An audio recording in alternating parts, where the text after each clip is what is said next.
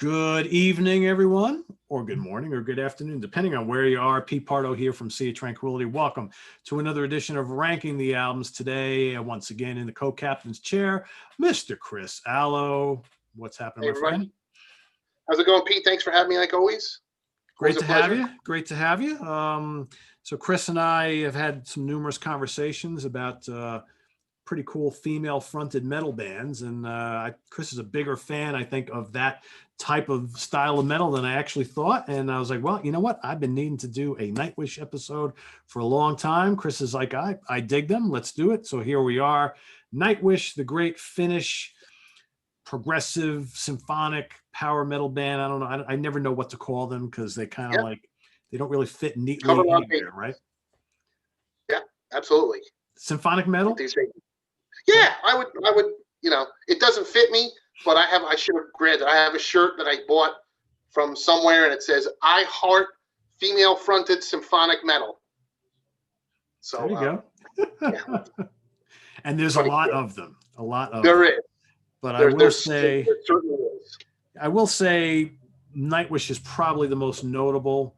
I still, when you're talking about like kind of female fronted metal, I always kind of go back to The Gathering as maybe the band that really got this whole thing started, but that's an argument for another day. But I think Nightwish is probably, without a doubt, the biggest band on the planet. Oh, definitely. That does this. Yeah, I mean, and it's having been I haven't been there in a while, but having been to Europe, numerous times, it's when you go over there, it's unbelievable how big Nightwish is. I mean, Nightwish is like Metallica in Europe.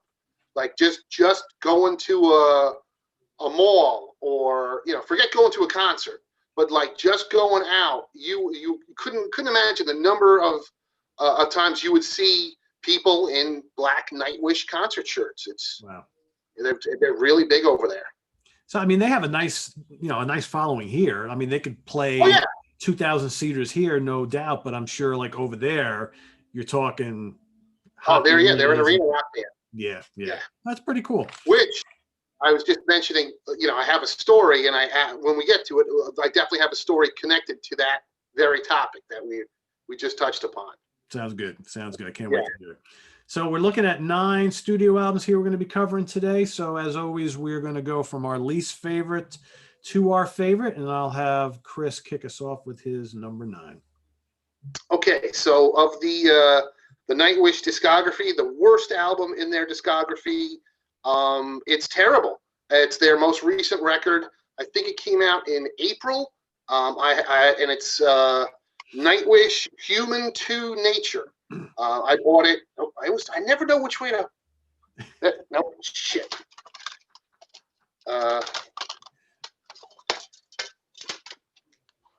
Nope, there it is. There we go. I got it in April. I bought it from Rock Fantasy in Middletown, New York. I knew it sucked. Well, let me. I'll back up. I got a friend, Clint. I met Clint through my wife, huge Nightwish fan, and he was like, "Hey, he got a copy before I did." And he's like, "Hey, have you heard the new Nightwish?" I'm like, "No." He's like, "Oh, it's terrible." I'm like, "Really?" He's like, "Yeah, it's just awful." I was talking about the missus, and I'm like, "Oh yeah, Clint tells me the new Nightwish record is bad." I'm like, "It can't be that bad, can it?" And then I got the download from the record company. I'm like, "Holy shit, it's awful." Even though I hate the record, of course, I still bought it to support the band and support Rock Fantasy. Still bought tickets for the show, but it's terrible. I mean, after the last record, Endless Forms Most Beautiful, which was the first record with Floor Jansen singing, which I absolutely love. She's one of my favorite vocalists, and I love that record. It was exciting and energetic. This record is dull and lifeless. I listened to it 3 times yesterday, forced myself to listen to it 3 times. I actually would put this on the level. I was thinking it was on the level with Nostradamus as one of the worst albums in the history of heavy metal. A, because it's a shitty record, but also B, it's a double record. So any other band that has a record that's a single album is disqualified. I did soften a little bit when I listened to it yesterday. It's just most of the songs are like mid-paced and kind of lifeless and just dull. There was one song I really liked called Noise. It's probably the heaviest track on the record, but man, so much of it, I was just like, blah. But then you get to the second album, the second disc, and it's all instrumental, and it's like a Yanni record or something. What the fuck am I listening to? It's like elevator music, but it's not like a bonus disc. It's a second disc. This is so I don't understand. To almost from the leader of Nightwish, I don't know what he's thinking, because the last record was so good, and this one is a crushing disappointment. So I don't want to waste too much time, but this album's awful.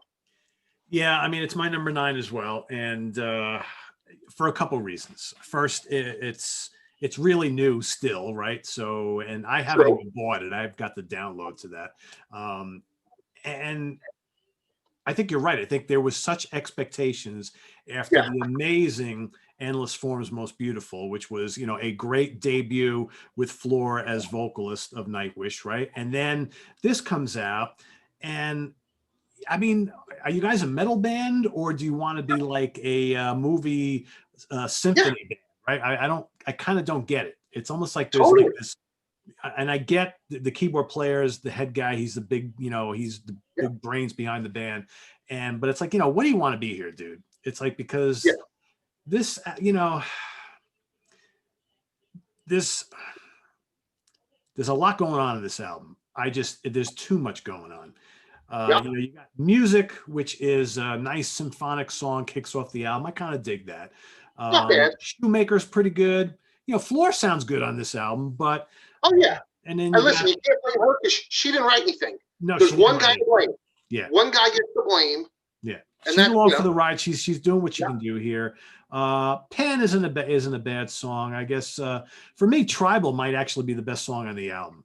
It's got the crunchy guitars. It's got the kind of like the growly vocals, thrown in there. It's kind of exciting. But man, there's like half the tracks on the first disc are kind of like they're okay. And then you got that 30-minute second disc, which who's going to listen to that more than once? Yeah. You could barely even get it through with it once. And it's like, I think yesterday I made it through one full sweep after hearing it back in like April. And I was like, yeah, Clint was right. This is a dog. And just after the last one, just talk about falling off a cliff. Yeah. But maybe the timing was perfect because this came out at the height of the pandemic. So maybe people will forget how bad this, it's just because it's sort of like forgotten now. Nobody's talking about it. And usually when a new Nightwish album comes out, people talk about it for quite a while. Yeah. So I think that maybe all of us in the band will kind of like quietly sweep this one under the rug and hopefully the blip on the radar. We'll see. Yeah. All right. Back to you for number 8. All right. So for my next record, when I put this on recently, I was like, I wasn't actually sure if I'd ever actually listened to the whole thing from start to finish. This is the second record with Annette Olsen, who was Taria's replacement, and it's Imaginarium. This is the double disc or triple disc version. There's a couple songs on here. A few songs I really like Storytime, Ghost River, I Want My Tears Back, but there's just a bunch of songs on here I don't like. Annette does, on one track, she's doing this like weird little girl shrieking, and there's a lot of spoken word shit. And I hate spoken word shit on Nightwish records. I don't know. Tuomas is just, he's into it too much. Stop it. Play your rock and roll. And it just totally turns me off. There's one track, I can't remember which one it was, but there's a ton of it, and I don't like it. I remember, well, I'll save that story for the next thing, but I remember I didn't buy this when it first came out, because the one before, which we'll get to, Dark Passion Play, saw them on that tour, and true story, me and Steve Keeler met before the show, had a bite to eat. We were sitting in separate sections, and about three quarters of the way through the show, I kind of felt like, all right, Annette, she's okay on her own stuff. She's really not doing justice to to Tarja stuff, so I decided to leave. Ironically, Steve Keeler had the same exact thought, and we both, without talking to each other, walked to the same door at the same time and bumped into each other on the way out. And we were like, yeah, it was all right. So 2 years later, when this came out, I didn't buy it, didn't see the tour, and I was really bummed because early into the tour, of course, they part ways with Annette and then get Floor, who I had seen in Europe a couple times fronting After Forever, and I was blown away by her. So I was like, oh, shit. I was like, please come back to New York City. Please come back on the Imaginarium tour. I promise I'll buy the record, but they never did. So I never saw that because I would have loved to see that. But, yeah, so that's not a great record. It's okay. A couple tracks are really good, but it's not my favorite, Imaginarium. I hear you. And for the record, I thought After Forever were a terrific band. Yeah. When they broke really up, good. like, Yeah. oh, man, why? Yeah. What happened? Jesus. All right. My number 8, I'm going to go with the very first album from 1997. Angels Fall First. I don't have a copy of it. It's like the only other one that I don't have. I like it, though. I think it's pretty decent. I think it's more kind of straightforward power and folk metal, with Tarja's operatic vocals. I think it's pretty heavy in some spots. It's not quite as like big and bombastic, I think, as what was going to follow. And, the songwriting, I think, isn't quite there yet, but I still think it's good. It's got a couple like classic songs. It's got Elven Path, Beauty and the Beast, and Astral Romance, which are all really good tracks. I think a decent album. Every time I listen to them, I'm like, hey, you know what? The best is yet to come from this band, I think, but still pretty solid. So that's my number 8. 100% agree, Pete. That was actually my next one is Angels Fall First. And I agree with 100% everything you said. Couple great tunes, Elven Path, Beauty and the Beast. I really like The Carpenter for some reason. Not the best record, but not bad, not terrible. They were, it's their first record. It was early on. Yeah. Yep, I hear you. All right, number 7, I'm going to go with 2000's Wishmaster. So I'm going to go on record right now and just say it. I'm going to let the elephant out of the room. I'm not a huge Tarja fan. I think she's a great singer. I think she's a great front woman. She looks great, all that kind of stuff.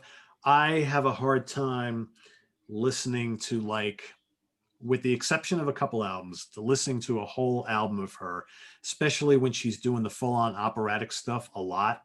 And I find some of the really early albums, it's almost, to me, it gets overbearing about maybe 60, 70% of the way through the albums. Just a personal thing. She's fantastic for what she does. She's a legend, and I know almost everybody loves her. I get it. For me, when she left the band and, they got Annette in and then Floor came in, I was okay with it because I was like, well, you know what? For me, it was a good change because I just found that she was just, I don't know, the band was too much about her at some point. And, people love her and I get it. But for me, anyway, I just wanted to throw that out there because people are going to be kind of surprised that they're going to see a lot of the early albums kind of lower on my list. And that's the reason why. But this is the third album. It's pretty heavy, actually. Here's where the big keyboards really starting to kick in with the band. Again, Tarja, very, very operatic on this album, which again is one of the reasons why I don't like it as much as some of the others. The Kinslayer, though, is great. She Is My Sin, title track, and the big, vibrant Wanderlust is a terrific song. So there's some Nightwish staples on here, which I dig. But again, it's not one of those Nightwish albums that I reach for a lot, just for the reason that I stated before. Well, Pete, not to back you up, but you and I musically always seem to be right on the same path. And I have to agree, I really like Tarja's vocals most of the time, but the operatic stuff for me does sort of lose me at times. And I liked, when they parted ways with her, they did go in a more rock direction. And then they took it even heavier with Floor, who is an amazing front woman. So I'm with you 100%. And I always say, I really liked, I liked Nightwish before, but I was never sold on the band until until Floor came in, because Annette, I liked it at first, but then the live show just let me down. So I'm with you 100% there. I don't want to see a reunion with Tarja, and like I said, I have an insider story in a second, but we'll get there. But so my pick for next best record is Oceanborn. It was a bigger sounding, faster, heavier record than the first one. And it's good. It's a step in the right direction. It's got a couple of really good tracks like Stargazers and Sleeping Sun, which they've brought back in recent years. It's good. It's a good record. Better than the other ones, but not my favorite yet of the Nightwish tracks. Yeah, I hear you. I'm right there with you. Oceanborn, also for me. Oh, thanks. Number 6. There's some dynamic songs on here. Obviously, I think you can pick out a handful of tracks from every one of these early albums, and you put them all together, and that makes like one of the most ultimate Nightwish albums, right? But a lot of things for me in between that don't really work for me that well. But the great stuff here, and and Tarja by this point, she's like already becoming a star, right? You can already kind of hear it. This is big cinematic power metal. This is the direction they wanted to go in. Stargazers, great song. Gethsemane is really complex and big and bouncy and bombastic and all that kind of stuff. You got Sacrament of Wilderness, and you mentioned Sleeping Sun, which is just a beautiful song. So there are some definite highlights on this album, and you got to love that album cover, right? I mean, this is just classic, power metal all the way. But good solid record. I just happen to like other albums of theirs better. That's what it comes down to. Yeah, no, absolutely. Well, my next pick is Dark Passion Play, which is the first record with Annette Olsen, which I think it's like 2005 or 2003? 2007. Jeez, I can't remember anything. 13 years ago, man. 13 years. Yeah, it's crazy. But it's a really good record. I really liked it. Some of the tracks I really liked. The Islander, Cadence of Her Last Breath, 7 Days to the Wolves. Some really strong material. I think I would be fonder of the record if I wasn't so disappointed by the live show for that tour. I had seen Nightwish with Tarja in Wacken Open Air in 2001 for the Wishmaster tour, and they were great. Big stage show, pyro, 50,000 people going nuts. And then when I saw them again, it was I want to say the Irving Plaza, and I was up close. But yeah, Annette fronting the band, it just the record was good, but live I just I didn't buy it. I remember they came back a second leg, and they played the Chance of Poughkeepsie, and I didn't even go. I was at that show. It was okay. But did you catch Did you go the first leg? No. Gotcha. I mean, it still make me. If I hadn't gone the first leg, I definitely would have went to the Chance show. But yeah, after I saw it once, I was like, it's okay. She's all right. Yeah. Well, I guess I'll talk about that now. So my number 5 is Imaginarium from 2011. When this album first came out, I was like, oh, this is pretty damn good. It's as good as the album before it and all that. And I was really excited about it. And then the more I listened to it, I was like, yeah, you know what? This is not like as nearly as memorable as the album before it. I think Dark Passion Play is a much better record. This is just really long. It's not as heavy by any means. Much lighter. I think there's some good vocal stuff on here. I think she does a great job. I liked her little duet that she does with Marco, the bass player, on Ghost River. It's really cool. I Want My Tears Back is a cool song. Story Time. Scare Tale is quite big and symphonic. What else you got here? Song of Myself is the big 13-minute epic, and I think probably the best song on the album, which you always kind of worry when you have an album that's like about 70 minutes long and you automatically pick the epic on the album as the best song. It's like, what about the rest of it? I just think that there's a lot of stuff on here that's just kind of like, it's okay. The good songs are really, really good. The rest of it is just kind of a little lackluster, but I think the production is fantastic. The album sounds great. Right. But I think it became pretty apparent on this album that she was not really the right fit for the band. Yeah. Even though on the first album with her, with Annette, it sounded like she could be that replacement for Could be Tarja. the one. Yeah. Yeah, but it did, but it was pretty evident on this that that really wasn't the case. And just to go back to the tour, I did see the show at the Chance, and I remember like pretty excited to see it because right in our backyard, and I was like, oh, Right. how cool is this going to be?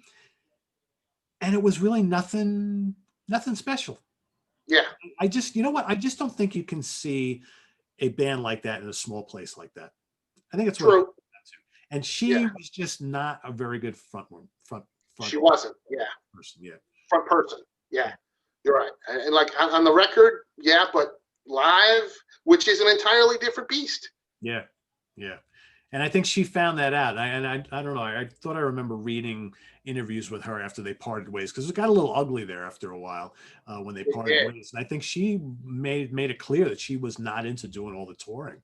It's like, well, then Right. why'd you join this band? But Because why did that's what they do.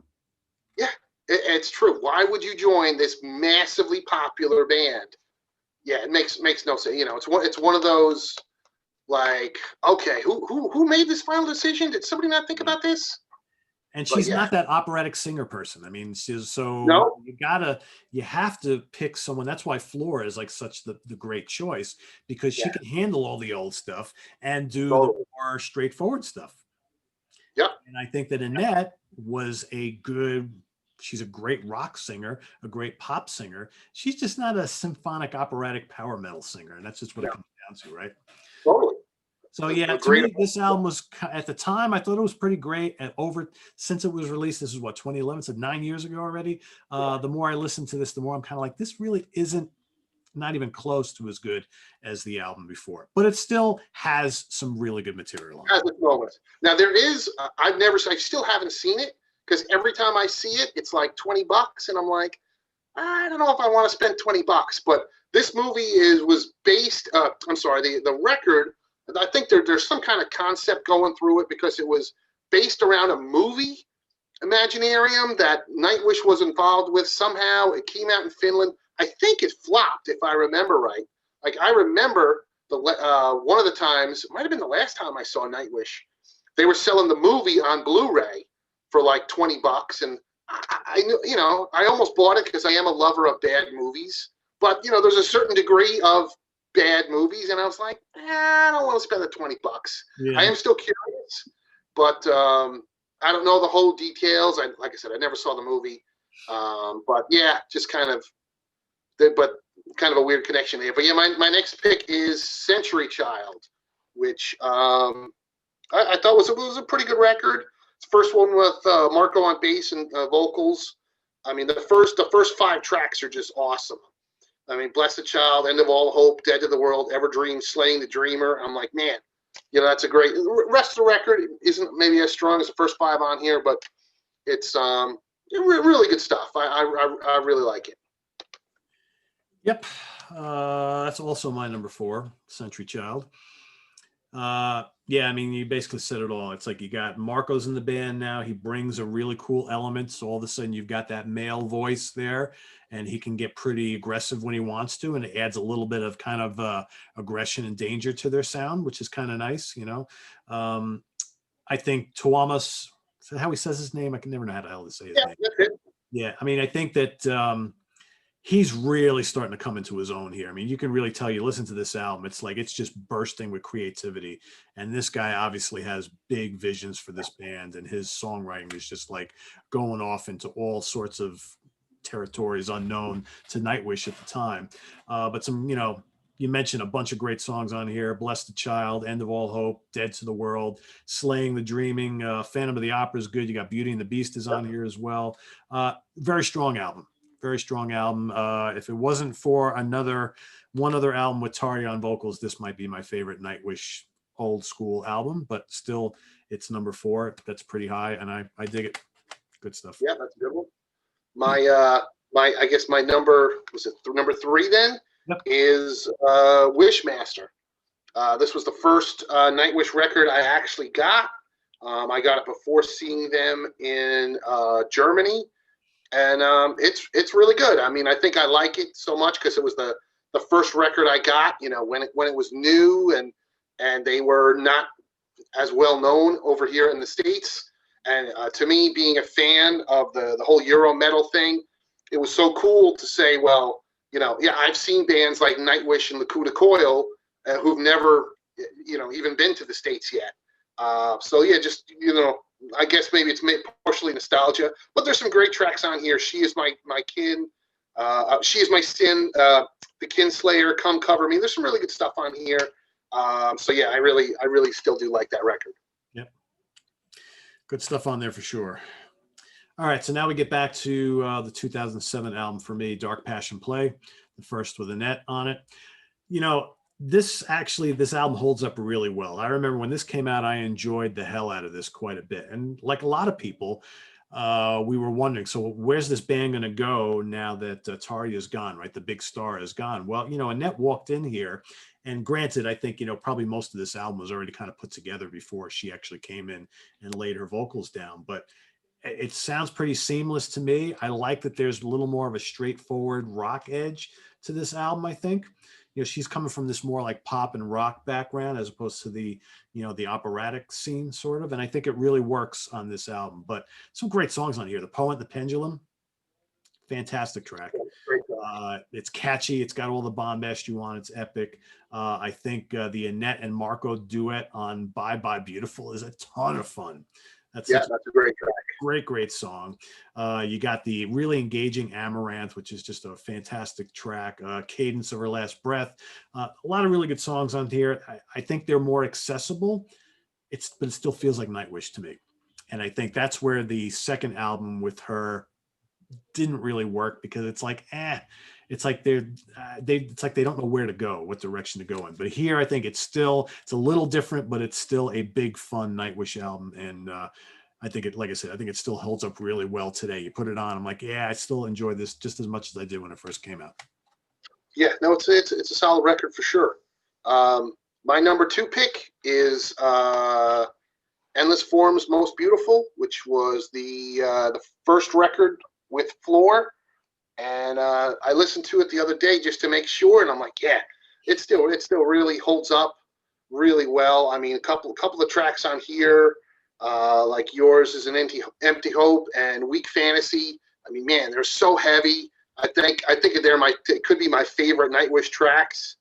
You know, it's still Nightwish because there's still some of the lighter stuff, but there's some really strong material.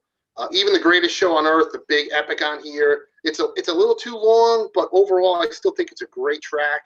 I just really dig it. I caught them twice on this tour, and man, I was so happy to see Floor fronting the band, and she really brings a metal aesthetic and you know, just a metal feeling to Nightwish, which they never had before. Yeah. Which is why I hope she stays with the band forever.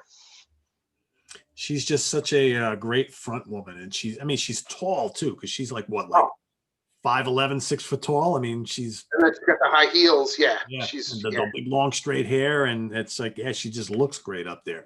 It's also my number 2.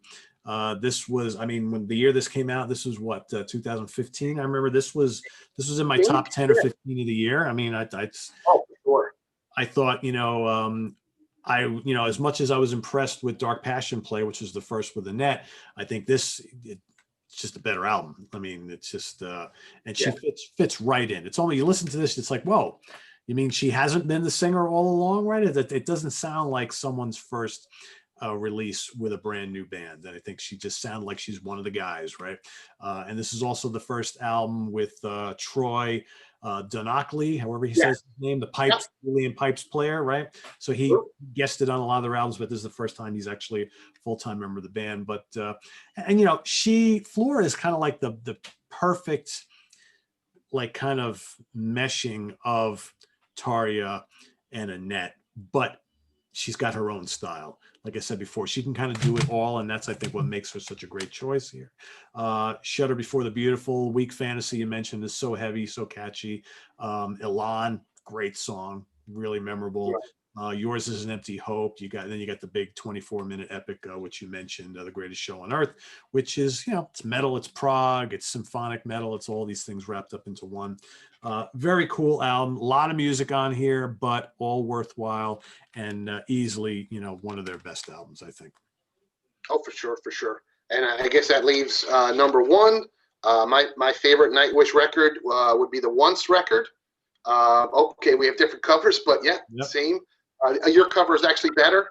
But yeah, this is such a great record. So many amazing tracks. Dark Chest of Wonders, I Wish I Had an Angel, Nemo, Planet Hell, Romanticide. I mean, it's a masterpiece. It's their biggest selling record. I think I read that as of 2013, which is already 7 years ago, it had sold something like 2.3 million records worldwide, which is a lot. And this is the record that catapulted them to superstardom in Europe. I mean, they were at the pinnacle there, and I think it's still a great record. Yeah, and ironically, the last one with Tarja on it, and so how strange is it? The biggest album of their career, and then all that infighting and all that kind of stuff, and you hear all sorts of stories about what was going on behind the scenes and how she had a massive ego, and that her boyfriend or husband was trying to, you don't need these guys. I mean, I've heard all sorts of stories. I'm sure you've got maybe some inside information here, but a great album, chock full of anthems, sold very well here in the States. Yep. Absolutely, and it's true. Yeah, I definitely have a story connected to that. I mean, hold on. I have, if anybody's not familiar or they want to learn more about Nightwish, I 100% recommend the excellent book Once Upon a Nightwish, which is on Bazillion Points Books. This came out a couple of years ago. It's the history of the band from 1996 to 2006. It'll give you all the details, all the nitty-gritty details about the ins and outs and the rise to stardom of the band. But my insider story is in 2004, Roadrunner Records was releasing the Once album in the States. And at the time, I was very friendly with the publicists for Roadrunner Records. And they, really appreciated me because I had been going to Europe to see all these bands in Europe that nobody had seen in the States yet. So when they would bring a band in to New York City, they would often do a dinner, and they would take the band out to dinner, and they would bring just a couple journalists to interview the band, while going out to dinner. So I did it many times with bands like Opeth and Cradle of Filth and Kitty, all bands on the Roadrunner label. So in 2004, I did it with Nightwish. And the first story is kind of funny. So we go to some pub in New York City, and it was a back room. And, I knew, how the publicists kind of work with all this stuff, because you got to keep in mind the record company is paying for the meal. So, we go there, and it was, I think they set it up as 3 tables. So they put a couple guys from the band, they split them up, and they put them at separate tables. So like at my table, it was Empu, the guitarist, and Yuka, the drummer, and then this other guy who we'll get to in a second.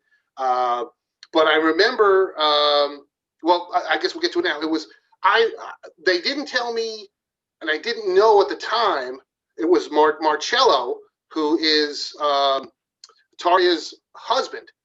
I thought he managed the whole band. I thought he was the manager of the band. I did not know at the time that he only managed her, and that he was a real thorn in the side for the whole band. So I do remember while I was interviewing them, Yuka and Empu were sitting in front of me, and Marcello, for whatever reason, was next to them, and Tarja was on another table. And when I would ask them questions, like sometimes he would chime in, and the other 2 guys would look at him, and they were getting angry. And I didn't quite understand, what the dynamic was. Yeah. I remember too, for some reason, Rush was playing Radio City Music Hall, like right around that time, for whatever reason. I don't know if it was that week or it was announced or it was the next day. And he jumped in, and the other two guys just kept looking over at him, and it was very uncomfortable. So I thought that was very strange. But then the other part was what I was going to say, you know, when you went out to dinner with these guys, you know, the publicist always was watching. Well, hey, who's the guy that's going to order the prime rib or the lobster? So I knew, listen, I'm ordering cheap. So I ordered a cheeseburger and French fries. We're at a pub. I'm not here to eat. So true story, because I'm Italian and I've heard of this, but until I saw it, I couldn't believe it until I saw it. So they bring me the cheeseburger and French fries, and Empu, the little guitar player, he's sitting across from me. He got a nice bowl of fettuccine Alfredo. So I flagged the waiter over, and I was like, "Oh yeah, can I get some ketchup for my hamburger and French fries?" And so they bring me a bottle of ketchup, and I put it on my burger and fries, and I put it down, and Empu, the guitarist, looks at me and goes, "Oh, ketchup, great idea." And he grabs it, and he puts it all over his fettuccine Alfredo, and he puts the fork in the pasta and twirls it in. And then I sat across from him, no joke, I sat across from him and watched this man, this little man, eat a bowl of fettuccine Alfredo, which looked really good, until he poured half a bottle of Heinz on top of it. Oh, like you, I'm Italian. The thought of this, that's sacrilegious. What do you do? What reality do you put ketchup on fettuccine Alfredo? Right. If you want marinara, then order marinara sauce. Right? What? But then I thought, oh, you know, they must eat some weird stuff in Finland. Oh. So that, of all the interviews that I've done, that was the strangest. I will never be able to look at fettuccine Alfredo the same again. Every time, especially at Olive Garden, every time I'm there, I think of Nightwish and that little guy putting ketchup all over. But yeah, true story. That was in 2004, before they played BB King's in New York City, which was cool. It was a very intimate show, and that ties into the next insider story I have, because I don't have much with Nightwish, even though I interviewed him a bunch of times.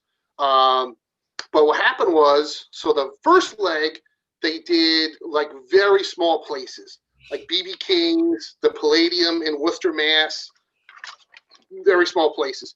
They were coming back in spring of 2005, and they were going to do a bigger venues.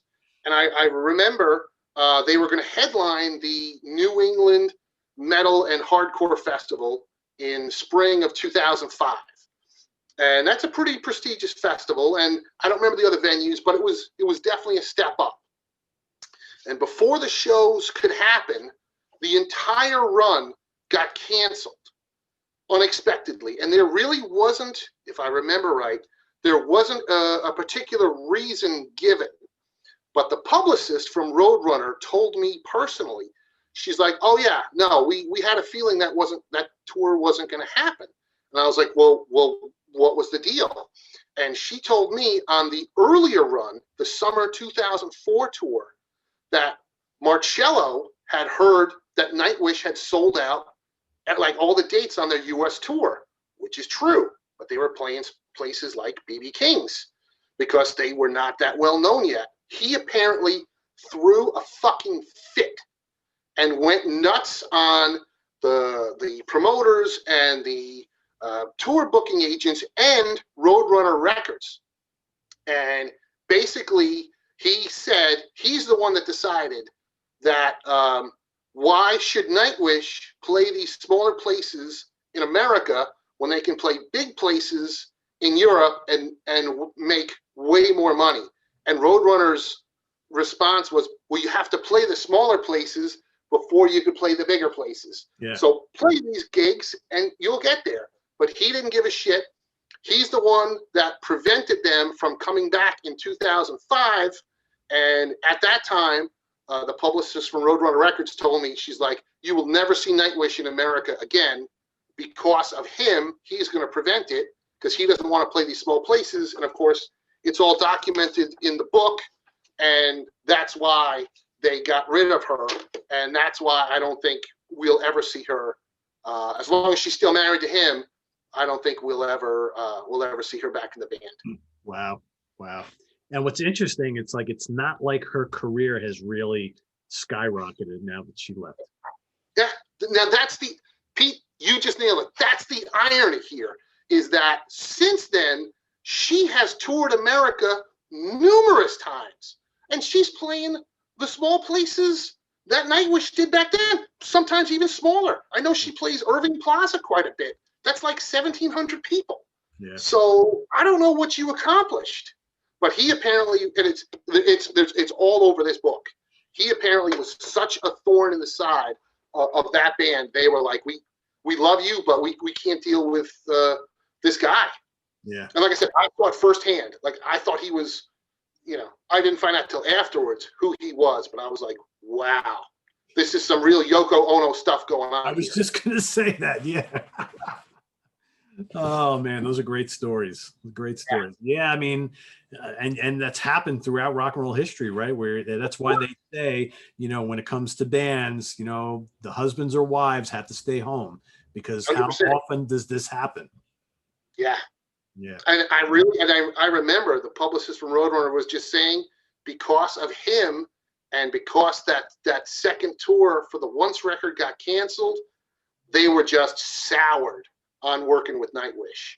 So even though they made the change and they fired Taria and then brought Annette, and I'm sure they still worked the record hard. I'm not saying they didn't, but they were just soured. And listen, honestly, if they had stayed with Taria and they came out with a record as good as Dark Passion Play, maybe they would have gone much bigger. Because I remember Roadrunner told me, they're like, oh, we're going to make Nightwish is going to be the next Metallica in the States. They were. And they could have done it. I mean, look what they've done with like Nickelback. Yeah. Yep. So I think they would have.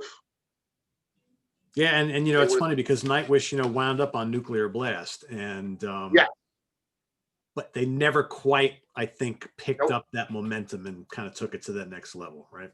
Even now, I mean, they're still one of the bigger bands on Nuclear Blast, but we're not talking, like you mentioned, Metallica level. They never quite. Yeah. Yeah. No, I mean, they're still doing well in Europe.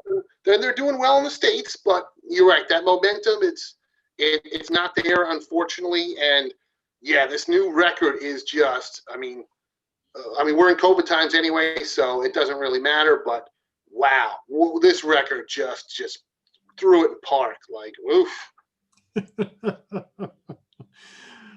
Some great stories, man. Thanks for sharing those. You got it. Thanks for having me. Like I said, I can't unsee the ketchup and Alfredo thing. That's I wish, Pete, I had a camera with me.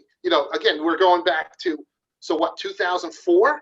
The cell phones didn't have cameras then, right? I don't think. I don't even remember. I always had a crappy cell phone, so I'm sure mine didn't. But man, I wish I could have. My head, I thought it was going to explode. He just. I remember him pouring the ketchup. It was in the glass bottle, and just using the fork to, spoon it in. I was like, oh my god, crazy. No good. I'm surprised you were able to eat your dinner, man. I would have had to leave. Yeah, it was tough. It was definitely tough. And then the other thing they always did, which I never did, I always thought it was strange, was Roadrunner. Again, the publicist would like order dessert. But they wouldn't order like dessert for everybody. They would just order a bunch of desserts so everybody could kind of like share. And I'm like, I'm not dating the guys in Nightwish. I'm not sharing a fucking brownie sundae with them. That's weird. You know what I mean? I'll do that with my girlfriend, but it's not like family style with your family or your wife or whatever, right? My mom or something. That was too weird. You don't know these people, right? Totally. That was every time. Every time. I'm going to share it's so cheap and let everybody order their own damn dessert, right? Like I'm going to share a slice of blueberry pie with Danny Filth from Cradle of Filth. I'm like, get out of here. I think I made sure to put the fork in first so I could get one, and then I'm good. You guys enjoy. That's too funny. All right, everybody, there you have it. A little ranking the albums of Finnish symphonic power metal legends Nightwish. So curious to see how everybody ranks these albums based on which ones you like, which ones you don't like. So put those all in the comments below. I want to thank Chris Alo for providing some excellent commentary and storytelling here tonight. It's always great to have Chris on the show because he's got the best stories, I think.